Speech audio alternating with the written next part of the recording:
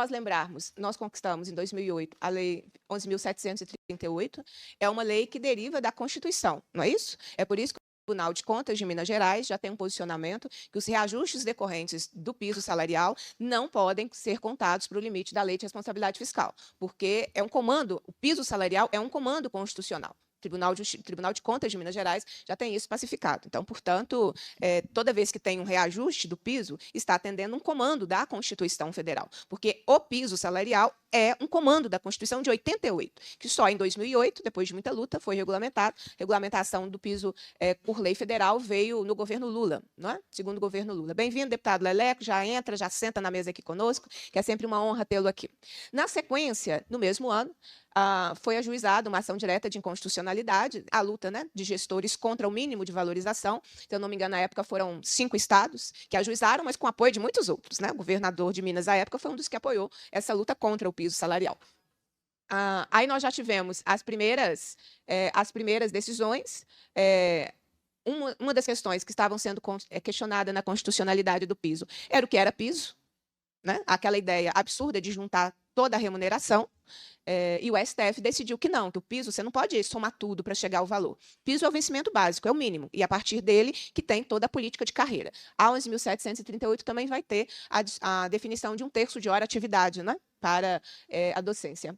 E aí, para burlar essa decisão do STF, aqui o governo do PSDB, à época, criou o subsídio, que foi talvez um dos maiores atrasos, juntando com a reforma administrativa do Aécio de 2003, talvez tenha sido um dos maiores atrasos que a educação viveu, e a gente paga essa conta até hoje, porque a educação foi a única que saiu do vencimento básico, por isso que é a nossa máxima. Se o subsídio fosse bom, tinha sido feito para todo funcionalismo, né? Nós perdemos vários direitos aí, né, porque incorporou o que tinha a um valor único, mas nós perdemos a condição de conquistar novos, né, então, novos quinquênios ou trintenários, né, até auxílio transporte foi juntado aí à época para se chegar ao valor do piso. Com a lei do subsídio, a carreira foi congelada. Ela foi congelada de 2002 a 2014. E o que o Estado fez com a educação? Voltou todo mundo para o inicial da carreira. Porque quando teve o subsídio, com o subsídio, o reenquadramento, fez que todo mundo voltasse. Então, você estava lá na letra C, D, né, porque a carreira da educação também é o alfabeto inteiro, né, gente? Pergunta se as outras carreiras da administração direta é o alfabeto inteiro. Pergunta se você demora 30 anos para chegar ao final da carreira. Ou então você morre sem chegar ao final da carreira. É só na educação. Se você compara com outras carreiras do funcionalismo público, não estou nem indo para fora. E aí o Estado puxou todo mundo para o inicial da carreira. Né? Então, essa foi uma das consequências da Lei Estadual 18.975 e depois a 19.837. A 19.837 ela veio depois que o Estado, na greve nossa de 2010, foi o período que a categoria tinha o direito de optar se queria subsídio ou continuar no vencimento básico. A maioria da categoria queria vencimento básico. Aí o que o Estado fez? Respeitou a categoria? Não. Tornou o subsídio obrigatório. Para quê? Escutar as pessoas, né? Foi o que aconteceu. E aí a 19.837 veio para trazer o subsídio como obrigatório, com padrão de remuneração para a educação básica, só para a educação básica. Depois, essa situação foi questionada no judiciário, né? Tem uma ação coletiva, que foi do Sindiúti, à época. E aí, em 2015, mudou o governo, aí era o governo do PT. Em janeiro, foi criado um grupo de trabalho com representantes, na época eram representantes do governo, do Sindiúti e da DEONG, exatamente para fazer uma proposta sobre o piso salarial. Na sequência, ainda em 2015, eu me lembro muito porque foi o mesmo período em que os professores do Paraná foram massacrados em praça pública, vocês se lembram? Balas de borracha, gás de pimenta, correndo, se escondendo nas casas diante da violência policial contra a categoria. Foi o mesmo período. Aqui em Minas Gerais, então, foi assinado um acordo que originou um projeto de lei que depois seria a 20.710. A Lei 20.710 nos tirou do subsídio, voltamos para o vencimento básico, onde você pode acumular direitos e vantagens. Foi feita uma negociação para... Isso é a parte, sabe, gente, que ninguém lembra no debate que está no tribunal ou nas discussões que o governo tenta dizer que já paga o piso. O piso é para magistério, não é? A Lei 11.738 fala que o piso é para magistério, que é o nível médio de escolaridade. Em 2015, a categoria abriu mão, o nível médio já não existia, mas abriu mão da licenciatura curta, que era um nível da carreira. Se a gente for voltar com a lei do subsídio, nós também perdemos carreira, porque a mudança de nível nível é a formação, entre um nível e outro, a diferença era de 22%. E entre cada progressão era de 3%. Com o subsídio, a educação caiu de 22% para 10% entre cada nível e os 3% da progressão para 2,5%. Então, percebam, já teve aí um ataque fortíssimo. E aí, na negociação da 21.710, a categoria abriu mão da licenciatura curta e aceitou receber o piso salarial de nível médio na licenciatura. E ninguém fala sobre isso.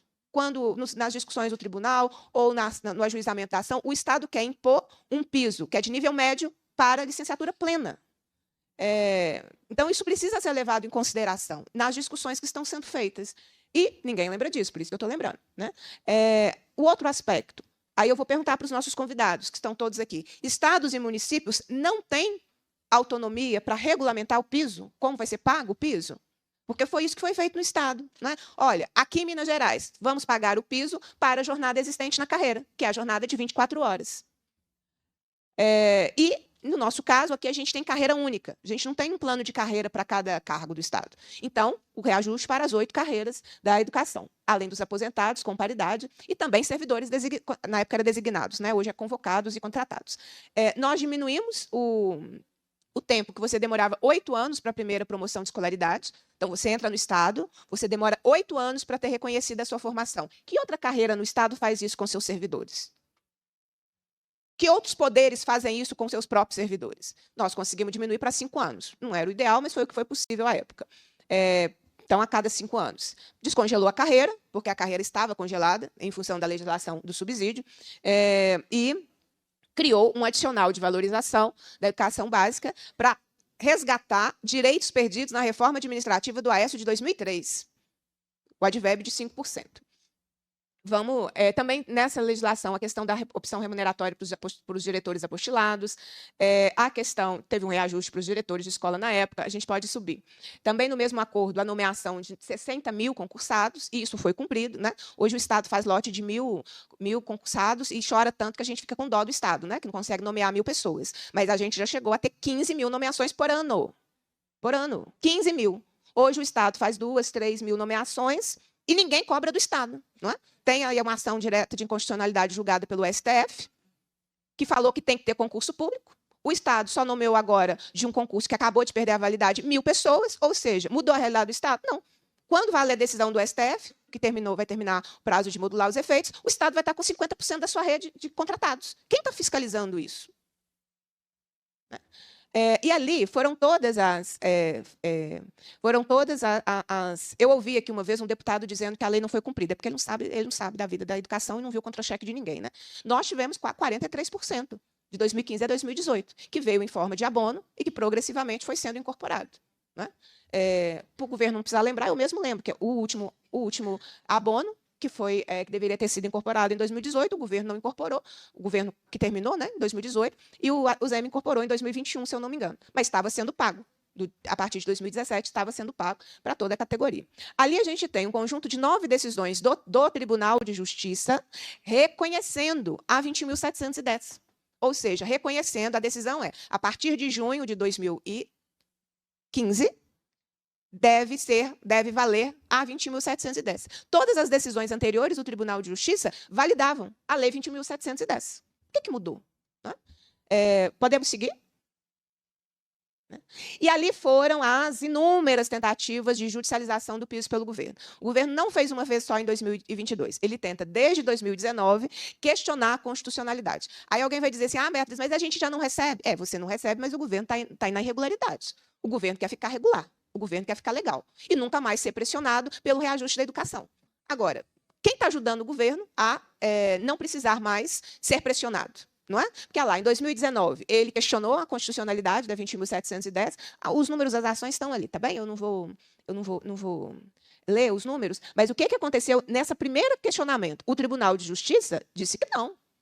Disse que não. Exatamente, a partir de junho de 2015, vale a Lei 20.710. Isso é decisão do tribunal, porque o questionamento foi lá no judiciário. Né? Em 2020, outra ação O Estado pediu a ilegalidade da greve, né, porque antes da pandemia a categoria tinha entrado em greve da educação básica, e pediu a declaração de inconstitucionalidade de novo. Nossa, olha só, para discutir a greve, aí ele juntou lá uma tentativa de declarar a lei inconstitucional. Em 2020 também, no outro incidente lá de demandas repetitivas, ele foi questionar o reajuste de 2016. O Estado vai dizer, não, a gente não quer mexer com o reajuste de 2016. É porque é inexplicável, né? Mas desde 2020, ele tenta tirar o reajuste de 2016, o contra-cheque da categoria. Né? O Diego está com um estudo que vai mostrar qual que é o impacto. E a decisão, como está hoje do tribunal, o reajuste de 2016 sai do reajuste da categoria. Não tem modulação, não. Não tem um porém na decisão do tribunal até agora, não. Né? E o Estado também não fez nenhuma movimentação questionando a decisão do tribunal até agora, pedindo para resguardar o reajuste de 2016. Então, nós corremos o risco da categoria ter que devolver um reajuste que ela recebe desde 2016. Sim, corremos o risco. Se a decisão ficar como está, é o que vai acontecer. O Estado vai dizer, não, mas a gente pediu na nossa petição para preservar o reajuste de 2016. Mas a decisão do tribunal não está preservando. E ainda a gente corre o risco de ouvir que foi o tribunal que decidiu, não foi a gente. Vamos continuar. Depois, em 2022, quando ele ajuizou a ação de legalidade da greve, ele também pediu a declaração... olha a insistência, né? Porque a categoria começou a greve pelo reajuste de 22%. Não foi isso? 2022 eram 22%. Não? 22%. É 32%, não é isso? 32%. 33%, estou diminuindo. E aí, depois da greve, depois de toda a luta feita, o Estado ajuiza uma nova ação direta uma ação direta de inconstitucionalidade contra... primeiro, ele vai ao STF contra o reajuste aprovado pela Assembleia e vai ao Tribunal de Justiça, acho que é a próxima, não, acabou. Mas vai ao Tribunal de Justiça pedindo a declaração da ilegalidade... da inconstitucionalidade da legislação do piso, o artigo sobre o reajuste do piso integral e também da emenda à Constituição. É nesse momento que nós estamos. Para nossa surpresa, muito rapidamente, o Tribunal de Justiça iniciou esse julgamento em 2022 e ia finalizá-lo em 2023. Nós estamos na parte do julgamento, que é aquela parte da medida temporária. Ainda não é o mérito. E avançou muito para a declaração de inconstitucionalidade. Quando foi no início de 2023, nós fizemos um movimento aqui na Assembleia, fizemos um documento assinado por deputados do bloco, né, do PT, PCdoB, PSOL, Rede, deputados estaduais, deputados federais, e entregamos ao presidente do Tribunal de Justiça, pedindo que o tribunal abrisse uma mediação, porque essa ação ia ser finalizada, ia ter o seu julgamento, pelo menos a medida provisória, em fevereiro do ano passado. Nós tivemos o apoio nessa batalha do presidente da Assembleia Legislativa, que também dialogou com o presidente do Tribunal de Justiça no mesmo sentido. E aí foi retirado da pauta. E de lá até aqui, nós estamos nessa situação. Foi devolvido, saiu da mediação, voltou para a mediação, a gente tem conversado com os desembargadores, a gente tem batalhado por uma mediação. A última reunião, que aconteceu meio de março, nós insistimos na mediação. O Estado não quer o que tem. O que o Estado propõe? Só declarar inconstitucional? Não propõe mais nada? Porque tem muita coisa que pode fazer. Então, vamos voltar com os níveis da carreira, licenciatura curta, nível médio, porque a licenciatura plena vai para o terceiro nível da carreira. Vamos voltar com os 22%, que era antes? Vamos voltar com os 3% de progressão? Não é? Vamos descongelar a carreira? Porque a carreira, na prática da educação, ela não existe, né, gente? A gente vê os cardzinhos da secretaria pagando advérbio, pagando não sei o quê, mas a secretaria não conta que, via de regra, aqueles advérbios estão atrasados e que vocês nunca recebem o atrasado. Vocês não recebem o advérbio quando vocês adquirem o direito. Vocês recebem quando o Estado quer pagar. 6, 7, 8 meses depois. Que carreira no Estado acontece isso? Que você tem um direito e você recebe 8, 9 meses depois, sem retroativo. Quantas vezes eu sou da Comissão de Administração Pública, votado projetos aqui de outros poderes e que se paga retroativo? É no dia seguinte que a lei é sancionada. Como é que na educação demora 8, 9 meses e está tudo bem? Então tem o que fazer. Né? Você pode voltar os níveis anteriores, você pode voltar os percentuais anteriores, né? Você pode discutir outras coisas, né? Em relação... Porque o piso está relacionado à carreira. Né? Não pode ser para 24, pode ser para quanto? Porque discutir piso para 40 horas, não é discutir, não. Você quer me dizer que R$ 2.500 é um salário adequado para quem é nível superior de escolaridade? Que carreira recebe isso para nível superior de escolaridade? Não é? Que também não tem mais nada. Aliás, o líquido é 1.800, não é? Nós estamos um tiquinho acima do salário mínimo agora, não é isso? A professora está um tiquinho acima do salário mínimo vigente no país. É isso. Eu não vou ler, porque vai ficar muito longo, eu já estou falando muito. Mas eu acho que é importante ter contexto, gente, porque de repente fica parecendo, fica parecendo que não existiu nada.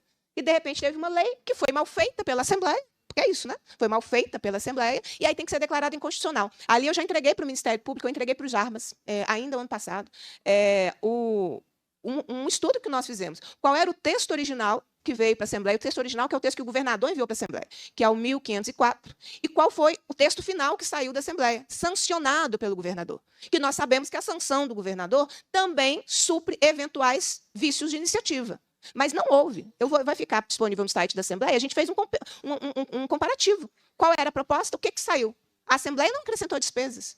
A Assembleia não fez esse processo. E quando a Assembleia faz esse processo na tramitação, não raras vezes, o próprio Executivo manda emendas para suprimir esse possível vício, né, do Legislativo estar colocando despesas por Executivo. Então, ele tem um comparativo, eu vou entregar para todos os nossos convidados presentes nessa audiência.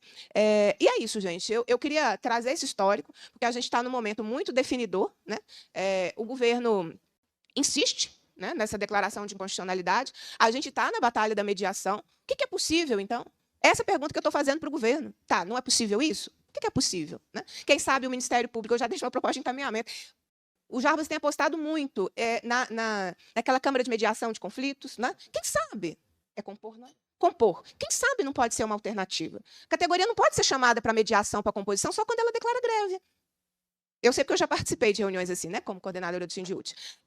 Quem sabe não pode ser uma alternativa? Alguém precisa ser mais do que a própria categoria nessa luta insana, né? Exaustiva. Insana não, mas exaustiva, pelo mínimo. Nós estamos lutando pelo mínimo. Né? Circula pelos corredores da Assembleia, não sei se é isso que vai acontecer, mas eu já deixo o alerta, de que o governo vai enviar para cá um reajuste que, inclusive, não recompõe nem a inflação. Circula que ele vai encaminhar, a partir da próxima semana, um reajuste aqui para casa do funcionalismo, abaixo da inflação. Mas é isso mesmo. Mas quando... mas é lei de responsabilidade... Nós vamos ouvir isso aqui também. Lei de responsabilidade fiscal, o Estado está no limite. Mas está no limite só para a gente. Quando ele aumentou 4 bilhões de um ano para o outro de isenção fiscal, porque a isenção afeta a gente. É menos dinheiro vinculado nos impostos que são arrecadados para a gente. Quando ele fez a negociação pífia, rebaixada do dinheiro da Lei Candir, nos afetou.